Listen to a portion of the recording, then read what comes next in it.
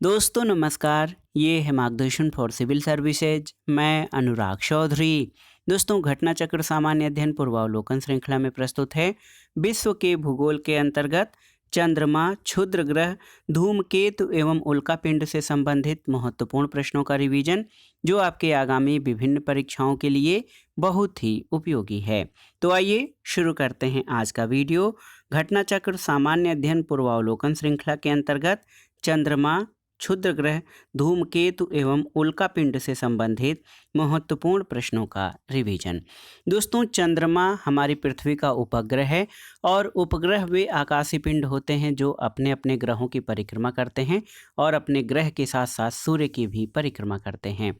पृथ्वी का एकमात्र उपग्रह चंद्रमा है और पृथ्वी से चंद्रमा की न्यूनतम दूरी 3,63,300 किलोमीटर और अधिकतम दूरी 4,05,500 किलोमीटर रहती है, जबकि चंद्रमा और पृथ्वी की औसत दूरी 3,84,400 किलोमीटर है। चंद्रमा सौरमंडल का पांचवां सबसे बड़ा उपग्रह है और इसका व्यास 3,475 किलोमीटर है। चंद्रमा अपने अक्ष पर 27 दिन 7 घंटे 43 मिनट यानी 27.322 दिन में एक घूर्णन पूरा करता है और ये लगभग उतनी ही अवधि है जितनी वह पृथ्वी की एक परिक्रमा पूरा करने में लेता है। और इसी कारण से पृथ्वी से चंद्रमा का लगभग आधा यानी 59% और समान भाग दिखाई देता है।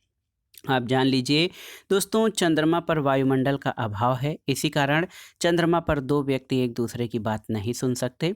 जब सूर्य और चंद्रमा के बीच पृथ्वी आ जाती है तो सूर्य का प्रकाश चंद्रमा पर नहीं पड़ता, चूँकि ग्रहों और उपग्रहों का अपना कोई प्रकाश नहीं है और ये केवल सूर्य के प्रकाश से प्रकाशित होते हैं। इसलिए चंद्रमा पर सूर्य का प्रकाश न पड़ने के कारण ही चंद्र ग्रहण होता है।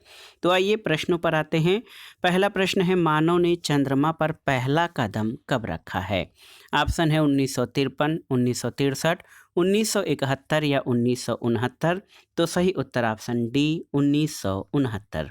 दोस्तों आप जान लीजिए कि मानव ने चंद्रमा पर पहला कदम 20 जुलाई 1969 को रखा था और अमेरिका के अपोलो 11 मिशन द्वारा भेजे गए 3 अंतरिक्ष यात्रियों में नील आर्मस्ट्रांग, माइकल कोलिंस और एडविन बज एल्ड्रिन जूनियर शामिल थे, जिसमें से केवल नील आर्मस्ट्रांग और एडविन एल्ड्रिन ने चंद्र तल पर अपने कदम रखे थे। अगला प्रश्न है, सी of tranquillity. C of tranquillity कहाँ पर स्थित है? तो सही उत्तर है सी ऑफ ट्रांक्विलिटी या शांति का सागर, ये चंद्रमा पर स्थित है। चंद्रमा पर काले धब्बों वाले क्षेत्र को मेयर या लूनर मेयर कहा जाता है। ये एक लैटिन शब्द है जिसका अर्थ सागर होता है। चंद्रमा पर एक प्रसिद्ध मेयर सी ऑफ ट्रांक्विलिटी या शांति का सागर के नाम से जाना जाता है और चंद्रमा के इसी भाग में प्रथम मानव युक्त चंद्रयान अपोलो 11 उतरा था, जिससे नील आर्मस्ट्रांग और एडविन एल्ड्रिन ने चंद्र तल पर पदार्पण किया था। अगला प्रश्न है, कथन और कारण से संबंधित है। कथन है, चांद का सदैव एक अभिन्न फलक ही पृथ्वी की ओर अभिमुख होता है। बिल्कुल सही है। कारण है, चांद अपने अक्ष पर 23.1/2 दिवस में घूर्णन पूरा करता है, जो लगभग उतनी ही अवधि है जिसमें वह पृथ्वी की परिक्रमा पूरी करता है। तो ये आपका गलत है। ए सही लेकिन आर गलत है। ए सही लेकिन आर गलत, ऑप्शन सी आपका सही उत्तर है। दोस्तों दूसरा कथन जो दिया गया है कि 23 या 23.5 दिन में चंद्रमा एक चक्कर पूरा करता है, ये गलत है। चंद्रमा की पृथ्वी के चारों ओर की कक्षा दीर्घवृत्तीय और झुकाव युक्त है और जब चंद्रमा पृथ्वी से सर्वाधिक दूरी पर होता है तो छोटा और निकटतम दूरी पर होता है तो बड़ा दिखाई देता है। चंद्रमा अपने अक्ष पर 27.322 दिन में एक घूर्णन पूरा करता है, जो लगभग उतनी ही अवधि है जितनी वह पृथ्वी की एक परिक्रमा पूरा करने में लेता है। चंद्रमा का अपने अक्ष पर यह घूर्णन सिंक्रोनस घूर्णन कहलाता है। इस कारण चंद्रमा का सदैव एक अभिन्न फलक ही पृथ्वी की ओर अभिमुख होता है। इसलिए कथन ए सही है, कारण आर गलत है। अगला प्रश्न भी कथन और कारण से संबंधित है। आप देखिए, कथन है कि पृथ्वी पर से चंद्रमा के पृष्ठ का केवल एक फलक ही दिखाई देता है। बिल्कुल सही है। कारण है, अपने अक्ष पर चंद्रमा के घूर्णन का काल उसके पृथ्वी के चारों ओर घूमने के काल के बराबर होता है। तो सही उत्तर ए और आर दोनों सही हैं और आर ए का सही स्पष्टीकरण है। दोस्तों आप जान लीजिए कि यहाँ पर ए और आर दोनों सही हैं और आर ए का सही स्पष्टीकरण है। दोस्तों आप जान लीजिए कि पृथ्वी से चंद्रमा का लगभग आधा भाग यानी 59% और अभिन्न भाग ही दिखाई देता है, इसलिए कथन ए सही है। और पृथ्वी का उपग्रह चंद्रमा अपनी धुरी पर घूर्णन और पृथ्वी की कक्षा की परिक्रमा लगभग एक ही समय 27 दिन 7 घंटे 43 मिनट में पूरी करता है, तो कारण आर भी सही है। अगला प्रश्न है, चंद्रमा के धरातल पर दो व्यक्ति एक दूसरे की बात नहीं सुन सकते हैं, क्यों? इसका कारण क्या है? तो सही उत्तर है दोस्तों, चंद्रमा पर जो है वायुमंडल नहीं है, ऑप्शन बी सही उत्तर हो जाएगा। इसीलिए दो व्यक्ति एक दूसरे की बातचीत नहीं सुन सकते, क्योंकि ध्वनि तरंगों के संचरण के लिए किसी माध्यम की आवश्यकता होती है। वायुमंडल इसका एक सशक्त माध्यम है। चंद्रमा पर वायुमंडल का अभाव है, इसी कारण चंद्रमा पर दो व्यक्ति एक दूसरे की बात नहीं सुन सकते हैं। अगला प्रश्न है, चंद्र ग्रहण कब होता है? तो सही उत्तर है चंद्र ग्रहण जब पृथ्वी सूर्य और चंद्रमा के बीच आ जाती है, तब चंद्र ग्रहण होता है। ऑप्शन बी आपका सही उत्तर है। दोस्तों जब सूर्य और चंद्रमा के बीच पृथ्वी आती है तो सूर्य का प्रकाश चंद्रमा पर नहीं पड़ता, क्योंकि ग्रहों और उपग्रहों का अपना कोई प्रकाश नहीं है, ये केवल सूर्य के प्रकाश से ही प्रकाशित होते हैं। इसलिए चंद्रमा पर सूर्य का प्रकाश न पड़ने के कारण ही चंद्र ग्रहण होता है। और चंद्र ग्रहण का प्रकार और उसकी लंबाई चंद्रमा की सापेक्षिक स्थितियों और उसके कक्षीय पथ पर निर्भर करती है। और याद रखिएगा, चंद्र ग्रहण हमेशा फुल मून यानी पूर्णिमा के दिन होता है। अगला प्रश्न है, चंद्र ग्रहण होता है जब? तो याद रखिएगा, चंद्र ग्रहण तब होता है जब पृथ्वी चंद्रमा और सूर्य के बीच आ जाती है। तो जब पृथ्वी सूर्य और चंद्रमा के बीच आ जाती है तो चंद्रमा पर सूर्य का प्रकाश नहीं मिलता है और इसी कारण चंद्र ग्रहण होता है। अगला प्रश्न है, कौन सी परिस्थिति में चंद्र ग्रहण होता है? आपको बताना है। तो सही उत्तर है पूर्ण चंद्र या पूर्णिमा की स्थिति में चंद्र ग्रहण होता है। अगला प्रश्न है, 22 दिसंबर 1999 को पूर्णिमा के चंद्रमा के सामान्य से अधिक चमकदार होने के लिए प्रमुख उत्तरदायी कारक क्या था? ऑप्शन है अपसौर, उपसौर, अपभू या उपभू। ऑप्शन डी सही उत्तर हो जाएगा, उपभू। दोस्तों 22 दिसंबर 1999 को चंद्रमा उपभू और पूर्ण चंद्र की स्थिति में था। इस दिन चंद्रमा की पृथ्वी के सबसे निकटतम दूरी पर रहने के कारण ही यह सर्वाधिक चमकदार दिखा था।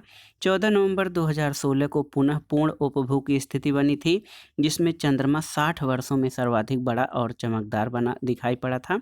इस स्थिति को आम बोलचाल की भाषा में सुपर मून भी कहते हैं। अगला प्रश्न है, जब अर्धचंद्र होता है तो सूर्य पृथ्वी और चंद्र के बीच का कोण कितना होता है? 45 डिग्री, 90 डिग्री, 180 डिग्री या 270 डिग्री? तो सही उत्तर 90 डिग्री, ऑप्शन बी। दोस्तों अर्धचंद्र के समय पृथ्वी के संदर्भ में सूर्य और चंद्रमा की स्थिति समकोणीय यानी 90 डिग्री होती है। अगला प्रश्न है, बेमेल यानी ऑड को चुनिए। मंगल, बुध, चंद्रमा और पृथ्वी। तो इसमें से बेमेल चंद्रमा है, क्योंकि मंगल, बुध और पृथ्वी ग्रह हैं, चंद्रमा उपग्रह है। दोस्तों आप जान लीजिए कि मंगल यानी मार्स, बुध यानी मर्क्यूरी और पृथ्वी यानी अर्थ तीनों ग्रहों की श्रेणी में आते हैं, जबकि चंद्रमा पृथ्वी का प्राकृतिक उपग्रह है। यानी उपर्युक्त तीनों सूर्य का चक्कर लगाते हैं, जबकि चंद्रमा पृथ्वी का चक्कर लगाता है। इस तरह चंद्रमा उपर्युक्त तीनों ग्रहों से भिन्न एक उपग्रह है। अगला प्रश्न है, कौन सा ग्रह नहीं है? चंद्रमा, पृथ्वी, मंगल और बुध। तो चंद्रमा जो है ये उपग्रह यानी सैटेलाइट है। अगला प्रश्न है, सुमेलन कीजिए। ग्रह, तो ग्रह में कौन सा? यूरेनस हो जाएगा। उपग्रह में चंद्रमा हो जाएगा। और आप जान लीजिए ग्रह उपग्रह, इसके अलावा देखिए पुच्छल तारा, हेली पुच्छल तारा है और कृत्रिम उपग्रह यान मैरिनर। तो 2, 1, 4, 3 2143 ऑप्शन ए आपका सही उत्तर हो जाएगा। दोस्तों आप जान लीजिए चंद्रमा पृथ्वी का एकमात्र प्राकृतिक उपग्रह है। यूरेनस यानी अरुण एक ग्रह है जो सूर्य से दूरी के अनुसार 7वां है। मैरिनर 9 मंगल ग्रह पर अन्वेषण के लिए 30 मई 1971 को नासा द्वारा छोड़ा गया था। और हेली पुच्छल तारा यानी कॉमेट है जो 1835, 1910 और 1986 में पृथ्वी से दिखाई दिया था। अगला प्रश्न है ब्लू मून परिघटना होती है कब? आपको बताना है ब्लू मून परिघटना कब होती है। तो सही उत्तर है जब एक ही माह में 2 पूर्णिमा हो। ऑप्शन ए आपका सही उत्तर है। दोस्तों नासा के अनुसार ब्लू मून परिघटना वह है जब किसी एक ही माह में 2 पूर्णिमा हो तो उसे ब्लू मून कहा जाता है। अगला प्रश्न है जब किसी वस्तु को पृथ्वी से चंद्रमा पर ले जाया जाता है तो क्या होता है? उसका भार बढ़ जाता है, उसका भार घट जाता है, उसके भार में कोई परिवर्तन नहीं होता या वह पूर्ण रूप से भार रहित हो जाती है।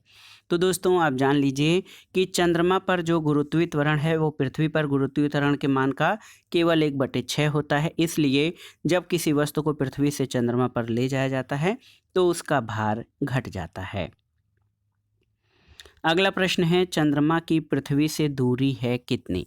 364,000 किलोमीटर, 300,000 किलोमीटर, 446,000 किलोमीटर या 350,000 किलोमीटर। तो सही उत्तर क्या हो जाएगा? 364,000 किलोमीटर। दोस्तों यहाँ पर आप देख सकते हैं चंद्रमा और पृथ्वी के बीच की औसत दूरी 3,84,400 किलोमीटर है। इनमें सबसे निकट का विकल्प 364,000 किलोमीटर है और पृथ्वी से चंद्रमा की अधिकतम दूरी 4,05,500 किलोमीटर है। अगला प्रश्न है एक देश अपने सेलिनी यानी सेलेनोलॉजिकल और अभियांत्रिक अन्वेषण परीक्षणकर्ता को चंद्रमा की कक्षा में भेजकर एशिया का प्रथम देश हुआ है। यह यश प्राप्त करने वाला प्रथम देश कौन सा है? ऑप्शन है जापान, चीन, भारत और पाकिस्तान। तो सही उत्तर है जापान। दोस्तों सेलिनी का जापानी उपनाम कागुया है और चंद्रमा की कक्षा में भेजा गया जापान का यह अंतरिक्षयान था। इसे 14 सितंबर 2007 को प्रक्षेपित किया गया था।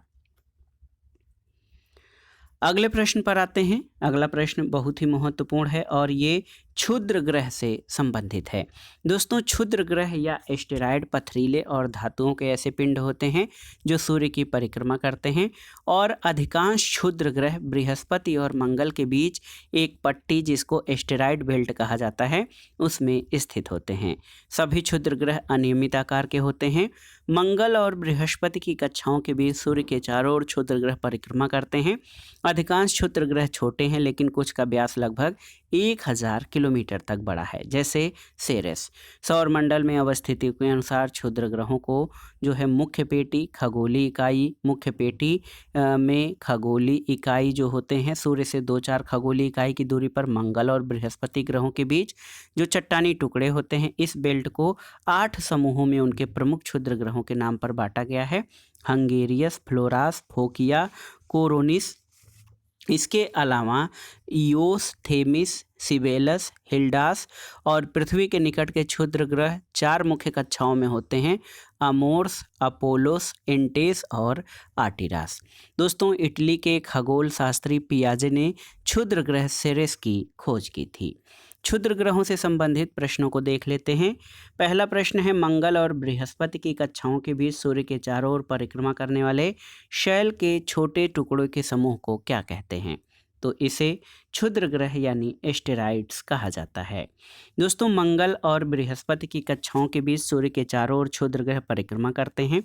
अधिकांश क्षुद्र ग्रह छोटे हैं लेकिन कुछ का व्यास 1000 किलोमीटर तक बड़ा है। इसमें सेरस का व्यास 952 किलोमीटर है।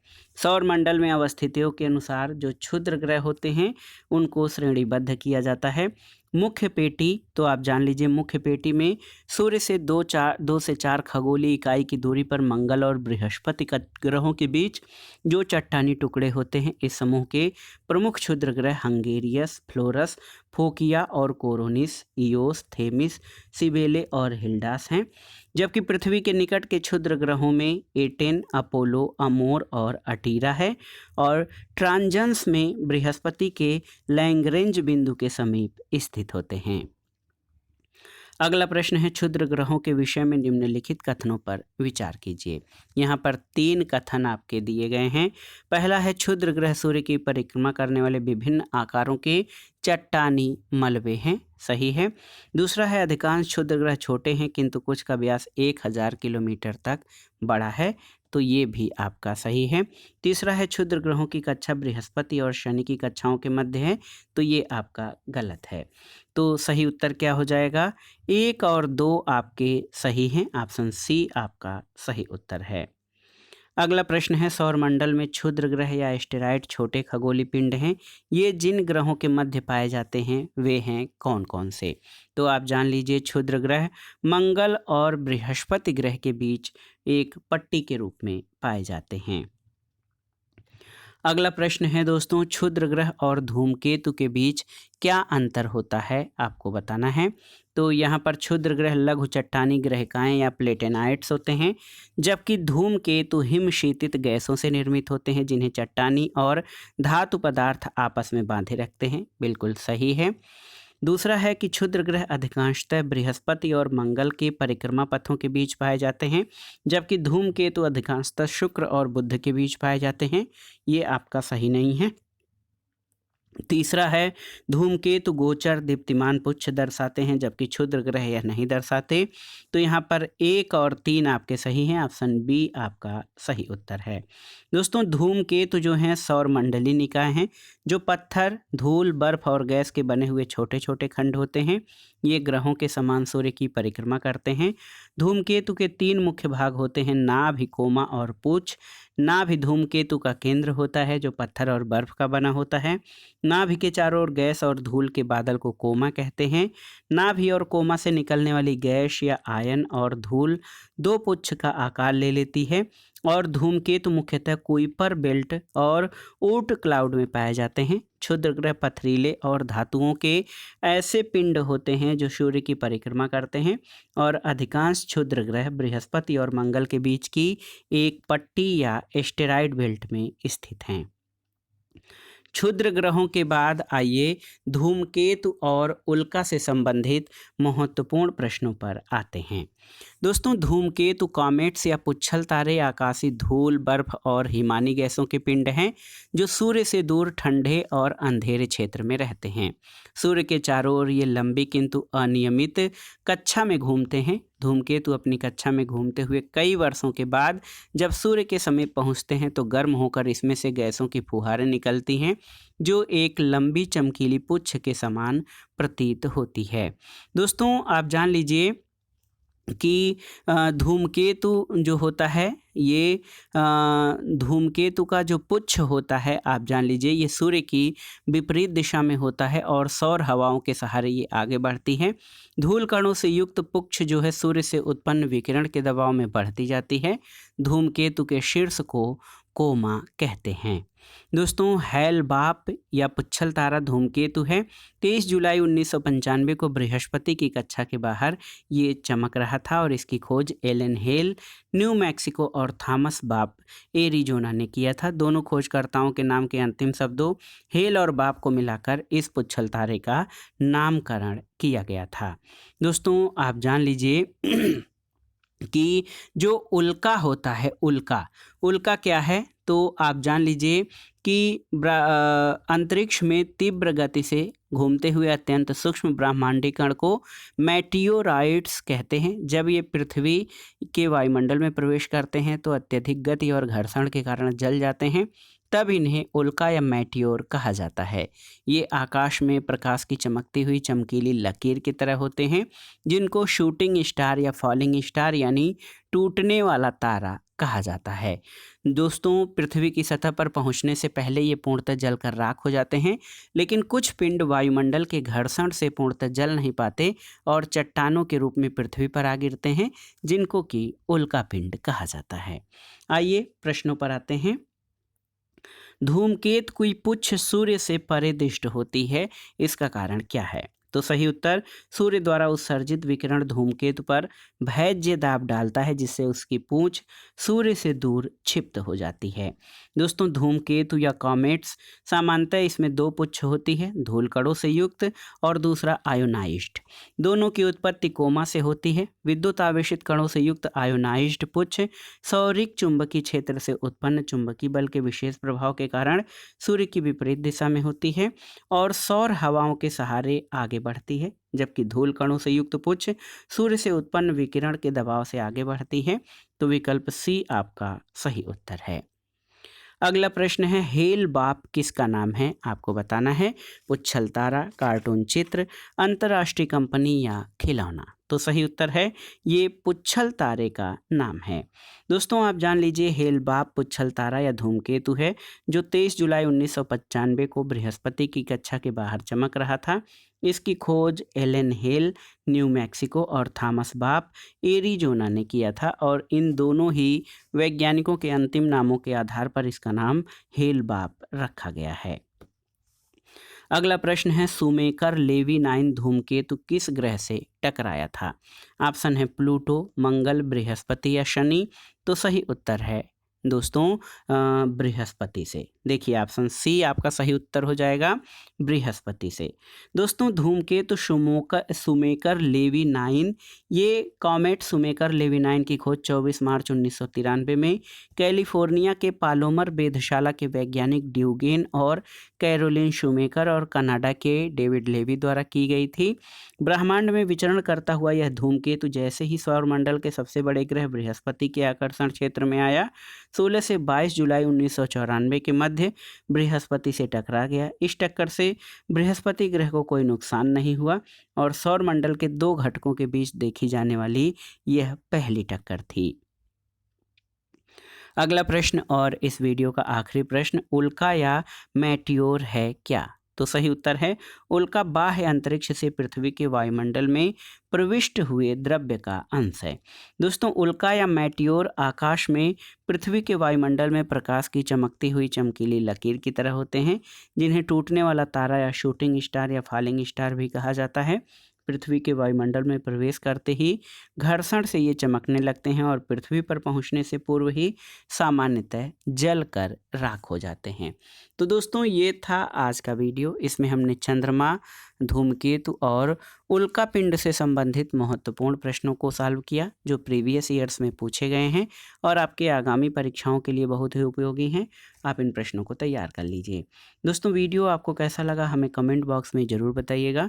वीडियो को लाइक करें, शेयर करें और इस चैनल मार्गदर्शन फॉर सिविल सर्विसेज को सब्सक्राइब करें। वीडियो देखने के लिए धन्यवाद दोस्तों। नमस्कार।